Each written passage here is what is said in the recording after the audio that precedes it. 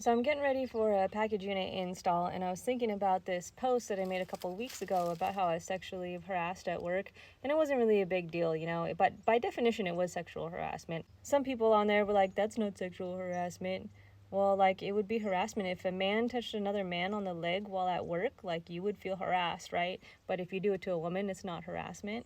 And it's not like it's non-sexual.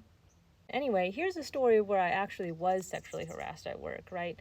I was a young tech, and sometimes the install team would go out in the evenings, and there was this one guy who really had a crush on me, right? And he really wanted me to be his girlfriend, but I just wasn't in the space, like, mentally and emotionally, especially because I was already seeing somebody who was super new and, like, really superficial, so I didn't really want to tell anybody about it, plus it wasn't anybody's business.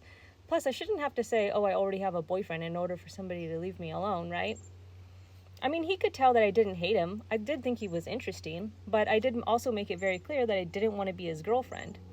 Well, while at work, he started touching me, like, in a super awkward way, right? Like walking by and just, like, reaching out and giving me a honk, right? And I kept telling him that I didn't like that and don't touch me. And he kept doing it, and I said, look, even if I was your girlfriend, I still wouldn't want you to touch me while we're at work because that's not appropriate, you know? And if I was your girlfriend and you continued to touch me while at work, then I wouldn't be your girlfriend anymore. So you really need to stop. But he continued to do it. So finally I said, look, I'm not here to be your toy. You can't just treat me however you want to treat me. And then he walked up to me, got real close in my face, took his hand and poked me in this chest. The next day I didn't come back to work. I never went back to work.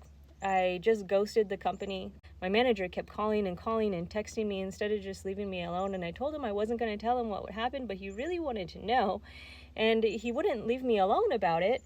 So I ended up telling him, and it turned into this huge drama that I was trying to avoid by moving on.